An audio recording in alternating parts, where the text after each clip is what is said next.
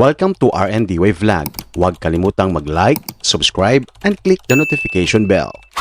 Nakaraang video ay pinag-uusapan natin ang pag-finalize ng Japan at Pilipinas tungkol sa transfer ng Abukuma-class destroyer. Ngayon kapag natuloy ito at ma-assign ang Abukuma sa West Philippine Sea, kaya na ba nitong harapin ang mga destroyer ng China? Bigyan natin ng analysis. Kaya ba ng Japanese destroyer labanan ang China Navy? Abukuma laban sa Dragon Fleet?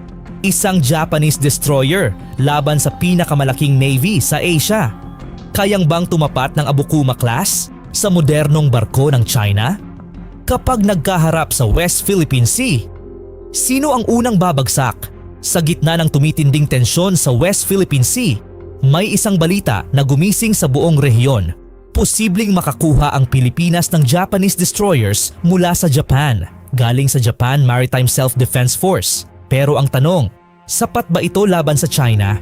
Ang Abukuma class ay isang escort destroyer ginawa para sa anti-submarine warfare, coastal defense at escort missions. Kung pag-uusapang natin ang strengths, reliable at well-maintained, solid anti-submarine capability at subok na sa serbisyo ng Japan. Pero limited ang air defense, hindi totally designed sa full-scale modern naval war. Or sabihin na natin hindi pa naka-full package. Ibig sabihin, pang-support, hindi pang frontline dominance, kaya nga siya tinatawag ng destroyer escort. Ito na ang realidad. Ang China ngayon ay may isa sa pinakamalakas na navy sa mundo na pumapangalawa sa Estados Unidos. Ang kanilang fleet ay pinangungunahan ng Type 052D, smart killer kung tawagin. Advanced destroyer na may 64 missile cells. Kayang gawin ng long-range air defense, anti-ship strike and land attack at may modern AESA radar na siyang pinaka-advanced radar ngayon. Mas advanced sa Abukuma ng ilang henerasyon. Pangalawa, ang China ay may Type 055. Halimaw sa dagat kung tawagin. Ito ay isa sa pinakamalaking warship sa mundo. At ang kanyang specifications ay mayroon itong 112 missile launchers, multi-layered defense, at higit sa lahat naka-stealth design na. Halimaw nga, kayang kontrolin ang buong battle area kung malakas ang loob nila. Pero nga diba, may history ng Battle of Yultong kung saan dinaig pa rin ang libu-libong sundalo ng Chino laban sa iilang sundalong Pilipino. Patapangan na lang.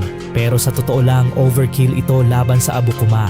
Real talk lang, kung isa laban sa isa ang labanan. Abukuma laban sa Type 052D, tiyak panalo ang China. Kung Abukuma laban sa Type 055, naman lalong walang laban.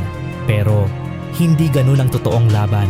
Ang modern naval warfare ay hindi na barko laban sa barko. Ito ay radar networks, missile systems, air support, plus allies. Kung may support ang Pilipinas mula sa United States at Japan, nagiging integrated defense system. Doon may laban na sigurado tayo. Dahil syempre, darating na dyan ang mga mas advanced destroyers ng Amerika at Japan. Pero sa kabilang banda, kahit hindi ito pinaka-advanced, malaki pa rin ang maitutulong nito sa patrol at escort missions, anti-submarine defense, training platform at bilang force multiplier.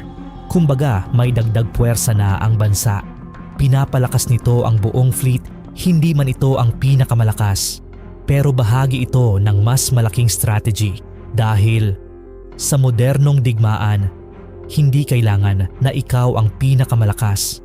Kailangan lang na handa ka. At kung ang Abukuma ay sasamahan ng radar systems, missiles, at allies, nagiging mas delikado ang Pilipinas kaysa dati.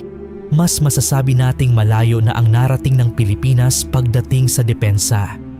Hindi ito simpleng tanong ng lakas. Ito ay tanong ng strategy. Kaya ba ng Japanese destroyer labanan ang China Navy? Kung mag-isa? Hindi. Pero kung kasama ang allies, ibang usapan na yan. Mega shoutout po sa lahat ng ating top commenters at new subscribers sa nakaraang video. Sama-sama nating abangan ang mga darating pang kaganapan sa depensa. Maraming salamat po sa inyong panunood at suporta. Masaya ako na unti-unti na rin tayong lumalakas. Kita-kits mga tropa sa susunod na videos. Ciao!